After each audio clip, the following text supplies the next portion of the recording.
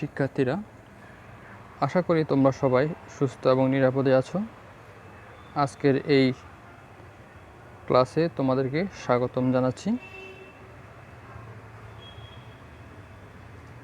আজকে আমরা জটিল সংখ্যা অধ্যায়ের 4র্থ ক্লাস নিচ্ছি।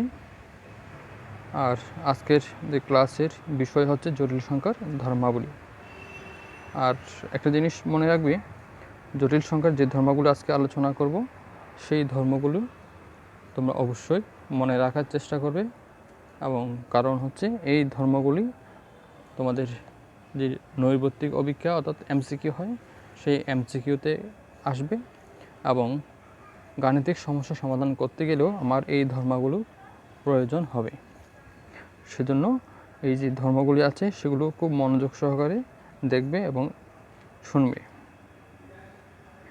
তাহলে প্রথম যে ধর্মটি আছে সেটি হচ্ছে কোনো জটিল সংখ্যা x plus i y equal 0 হবে যদি x ইকুয়াল 0 হয় এবং y ইকুয়াল 0 হয়। তাহলে এই যে ধর্মটি আছে এই ধর্মটির মিনিংটা হচ্ছে কি, অর্থটা হচ্ছে কি? আমরা জানি একটি জটিল সংখ্যার দুটি অংশ থাকে, একটি হচ্ছে বাস্তব অংশ এবং কাল্পনিক অংশ।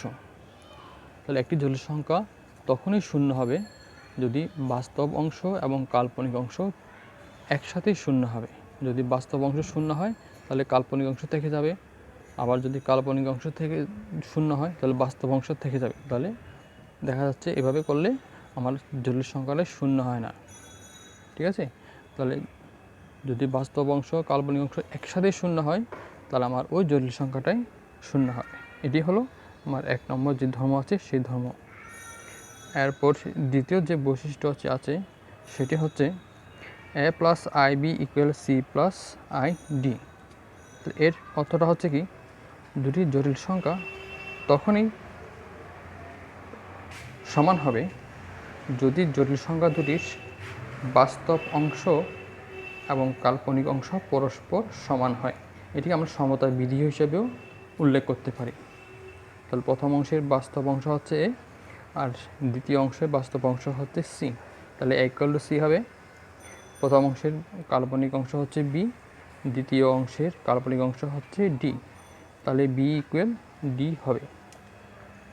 তাহলে একটা জিনিস মনে রাখবে, দুটি জটিল সংখ্যা তখনই সমান হবে যদি তাদের বাস্তব অংশগুলো পরস্পর সমান হয় এবং কাল্পনিক অংশগুলো পরস্পর সমান হয়। এরপর দেখো, দুটি অনুবন্ধী জটিল সংখ্যার সমষ্টি z প্লাস জেড বার এবং গুণফল উভয়ই বাস্তব সংখ্যা হবে। দেখো, z ইকুয়াল 2 প্লাস i5 একটি জটিল সংখ্যা। এই জটিল সংখ্যাটির অনুবন্ধী হচ্ছে কি, z বার ইকুয়াল 2 মাইনাস i5। আমরা অনুবন্ধী কী দ্বারা প্রকাশ করি? z বার দ্বারা প্রকাশ করি।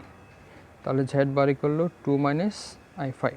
এখন এই যে z এবং z বার দুটি জটিল সংখ্যা পাচ্ছি, এই জটিল সংখ্যা দুটি যদি আমরা যোগ করি তাহলে কি পাচ্ছি? z প্লাস z বার মানগুলো যদি আমি বসিয়ে দিই তাহলে 2 প্লাস i5 আর একটা হচ্ছে 2 মাইনাস i5। তাহলে এখানে তুমি খেয়াল করে দেখো তো, প্লাস i5 মাইনাস i5 চলে গেলে তাহলে বাকি থাকে 2 প্লাস 2 ইকুয়াল 4। তাহলে আমরা দুটি জটিল সংখ্যার যোগফলটা কত পাচ্ছি? 4। এটা একটি বাস্তব সংখ্যা। একইভাবে যদি গুণ করি তাহলে একটা জিনিস খেয়াল করে দেখো, মান বসানোর পর দেখা যাচ্ছে 2 প্লাস i5 2 মাইনাস i5। এই যে দুটি জটিল সংখ্যা একটু লক্ষ্য করলে দেখা যাচ্ছে এই সংখ্যা দুটির আকার হচ্ছে a প্লাস আই বি অর্থাৎ a প্লাস বি এবং a মাইনাস বি।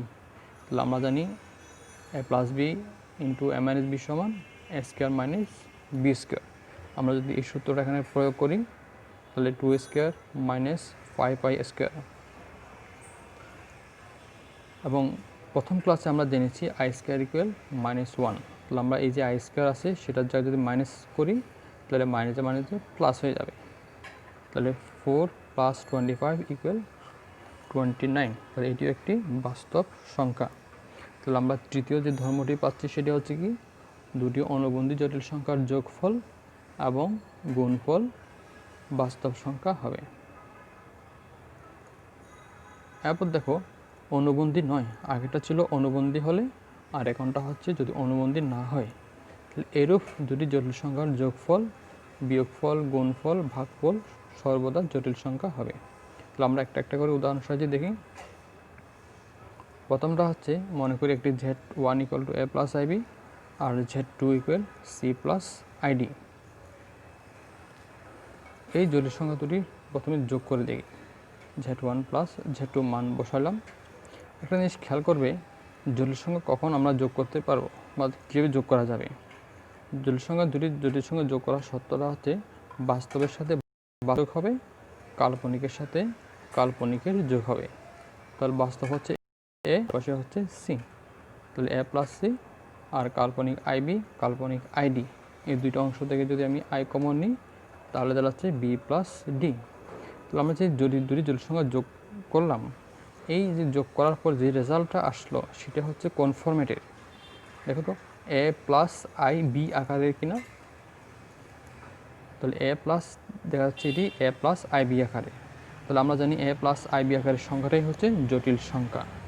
তাহলে আমরা কি বলতে পারি, Z1 + Z2 একটি জটিল সংখ্যা। একইভাবে গুণ বিয়োগটাও একই, বাস্তব অংশ থেকে বাস্তব অংশ বিয়োগ হবে, কাল্পনিক অংশ থেকে কাল্পনিক অংশ বিয়োগ হবে। তাহলে এটির ফরম্যাটও কিন্তু a + ib আকারের। তাহলে আমরা বলতে পারি অনুবন্ধী নয় এরূপ দুটি জটিল সংখ্যার বিয়োগফলও একটি জটিল সংখ্যা। রাশি গুণ Z1 × Z2, এটিকে তোমরা মানটা বসানোর পর অ্যাজ ইউজুয়াল আমরা যেভাবে গুণ করি সেভাবে গুণ করব এবং i² যে অংশটুকু পাবো সেই i² জায়গায় লিখব মাইনাস। তাহলে মাইনাস লেখার পর বাস্তব অংশগুলো আমি একসাথে করব এবং কাল্পনিক অংশগুলো একসাথে করব। করার পর যেই অংশটুকু পাচ্ছি সেটির আকারও কিন্তু a + ib আকারের। তাহলে আমরা বলতে পারি অনুবন্ধী নয় এরূপ দুটি জটিল সংখ্যার গুণফলও একটি জটিল সংখ্যা। তাহলে আমরা যোগফল, বিয়োগফল, গুণফল দেখলাম। এখন দেখব ভাগফলটা কি হয়। তাহলে Z1 / Z2 মানগুলো বসিয়ে দিলাম। তাহলে একটা জিনিস খেয়াল করবে, নিচে যদি জটিল সংখ্যাটা থাকে তাহলে সেটাকে আমরা কীভাবে বাস্তব অংশ করব, অথবা নিচে যদি জটিল সংখ্যা থাকে সেটাকে যদি তোমাকে a + ib আকারে প্রকাশ করতে বলে, যেমন a + ib / c + id, যদি এটাকে তোমাকে জটিল সংখ্যা আকারে প্রকাশ করতে বলে অর্থাৎ a + ib আকারে প্রকাশ করতে বলে, তাহলে তুমি কিন্তু শুরু থেকেই পারবে না। আমার নিচের অংশটাকে বাস্তব করতে হবে, ঠিক আছে। তাহলে নিচের অংশটা বাস্তব করতে হলে একটা জিনিস মাথায় রাখবে, সেটি হচ্ছে নিচের যে জটিল সংখ্যাটা থাকবে অর্থাৎ হরের অংশে যে জটিল সংখ্যাটি থাকবে সেই জটিল সংখ্যার অনুবন্ধী দ্বারা লব এবং হরকে গুণ করতে হবে। তাহলে আমার নিচের অংশে হচ্ছে c + id, এটির অনুবন্ধী হবে c - id। তাহলে আমি লব এবং হরকে c - id দ্বারা গুণ করেছি।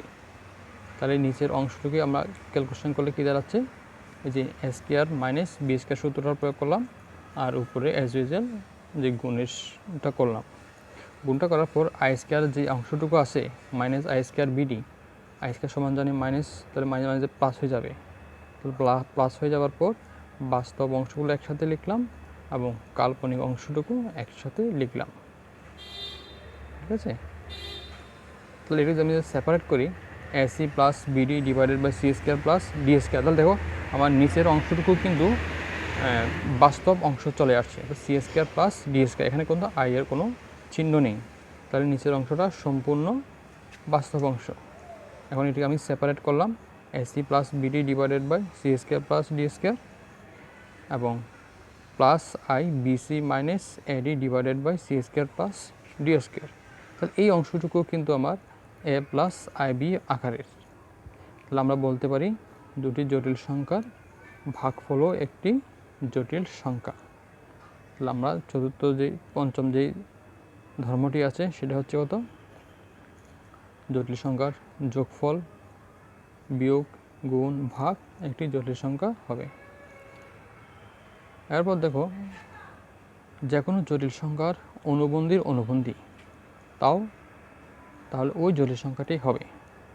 অর্থাৎ একটি জটিল সংখ্যাকে আমি যদি পরপর দুইবার অনুবন্ধী করি তাহলে প্রথম জটিল সংখ্যাটি চলে আসবে। যেমন দেখো z ইকুয়াল 2 প্লাস i5, এই জটিল সংখ্যার আমি যদি একবার অনুবন্ধী করি তাহলে দাঁড়াচ্ছে কত, z বার ইকুয়াল 2 মাইনাস i5। এই যে 2 মাইনাস i5 এটাকে যদি আমি আবার অনুবন্ধী করি তাহলে দাঁড়াচ্ছে তো 2 প্লাস i5। তাহলে আমার পূর্বে যে জটিল সংখ্যাটা সেই জটিল সংখ্যাটাই আমরা পেয়ে যাচ্ছি। তাহলে আমরা বলতে পারি কোনো জটিল সংখ্যার অনুবন্ধীর অনুবন্ধী ওই জটিল সংখ্যা।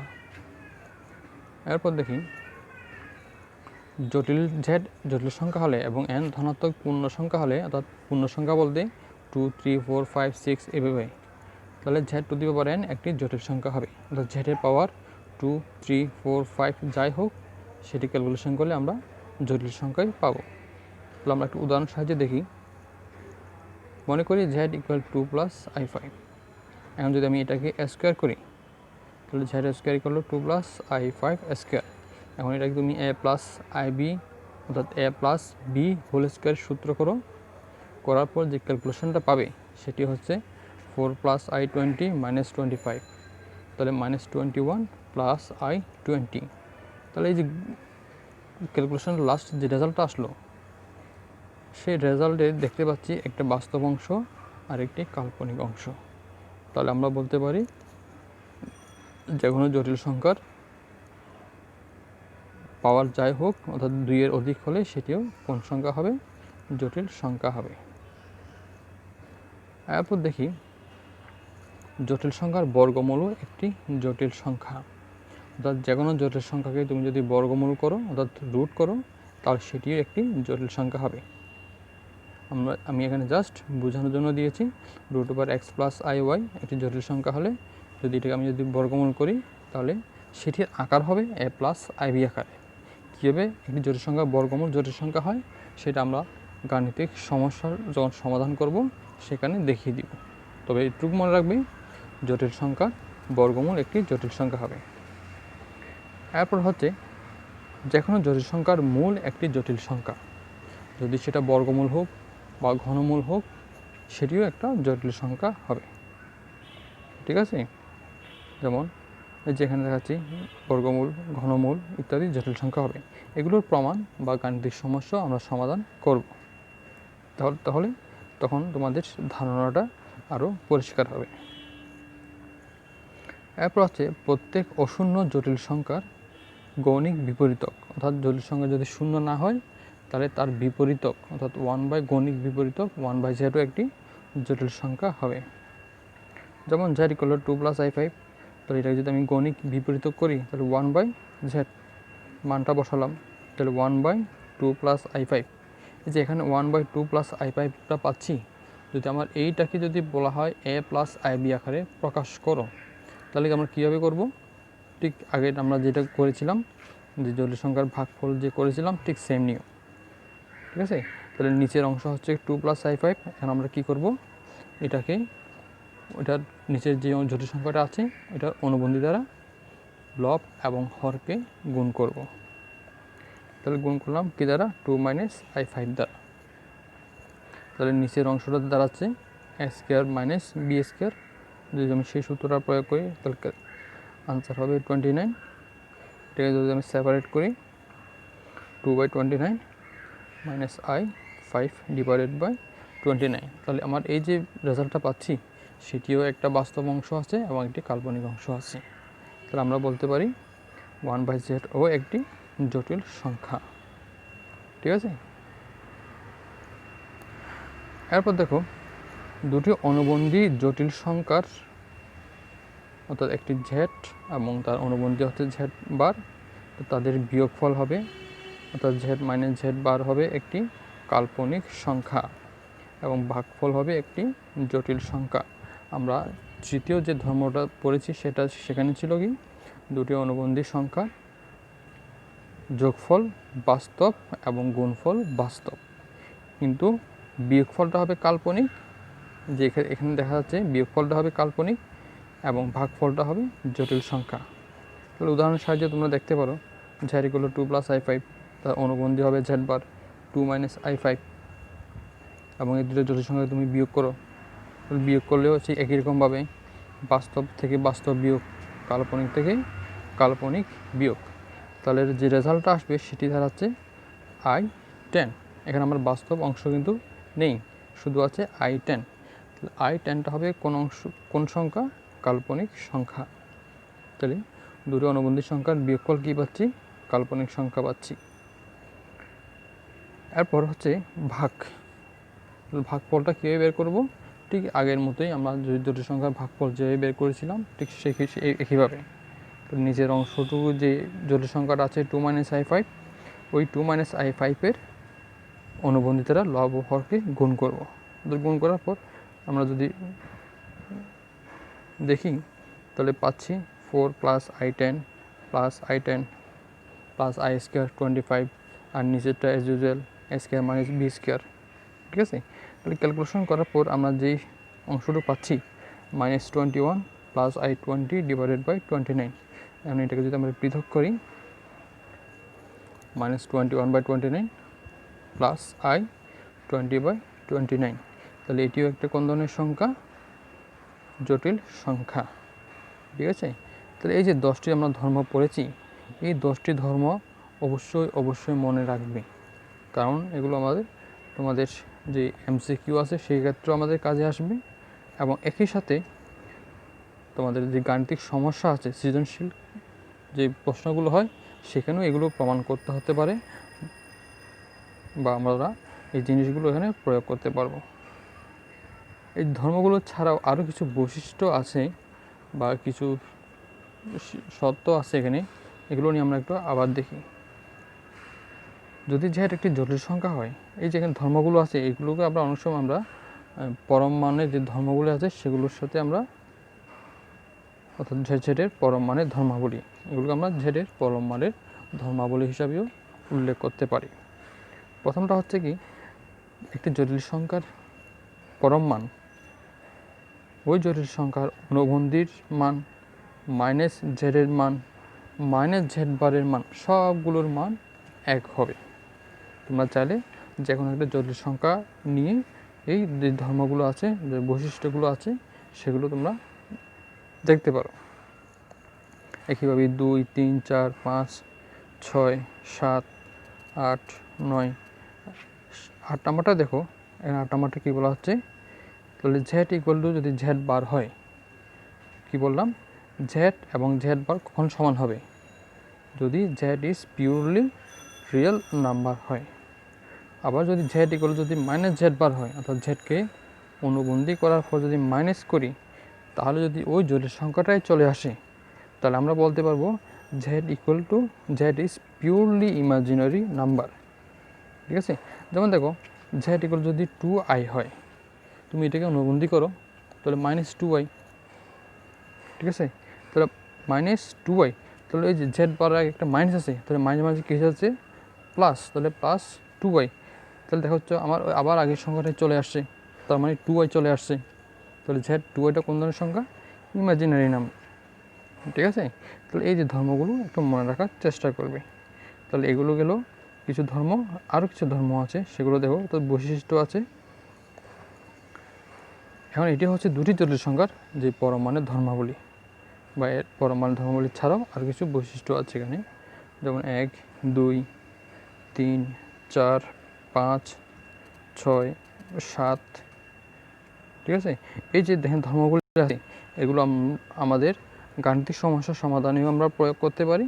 আবার এই যে বৈশিষ্ট্যগুলো আছে, এই বৈশিষ্ট্যগুলোরও কিন্তু প্রমাণ আছে, সেগুলো আমরা গাণিতিক সমস্যা সমাধান করার ক্ষেত্রে চেষ্টা করব, যদিও এই প্রমাণগুলো তেমন একটা আসে না। এর বাইরে কি আছে? এর বাইরেও আরও কতগুলো দেখো Z + Z বা হোল স্কোয়ার, এইভাবে আরও ওটা টোটাল 12টা এইভাবে জটিল সংখ্যার যে ধর্মগুলো আছে। 10 নম্বরটা একটু খেয়াল করে দেখো তো, 11 নম্বর, argument Z1 Z2 equal argument Z1 plus argument Z2, অর্থাৎ দুটি জটিল সংখ্যা গুণ করার পর যে জটিল সংখ্যাটি আসবে, ওই জটিল সংখ্যার আর্গুমেন্ট যা হবে প্রত্যেকটি জটিল সংখ্যার পৃথক আর্গুমেন্টের যোগফলের সমান হবে। ঠিক আছে, আর 12 নম্বরটা হচ্ছে যদি ভাগফল হয়, দুটি জটিল সংখ্যার ভাগফলের আর্গুমেন্ট, অর্থাৎ থিটার মানটা প্রত্যেকটি জোটের সঙ্গে আর্গুমেন্টের বিয়োগফলের সমান হবে। গুণের ক্ষেত্রে যোগ, ভাগের ক্ষেত্রে হবে বিয়োগ। তাহলে এই যে ধর্মগুলি আছে, এই ধর্মগুলি অবশ্যই মনে রাখার চেষ্টা করবে। আজকের ক্লাস এতটুকুই থাক। আশা করি তোমরা আজকের ক্লাসটি মনোযোগ আকারে শুনেছ এবং বাসায় যে ধর্মগুলো আছে সেগুলো করার চেষ্টা করবে। সবাইকে ধন্যবাদ।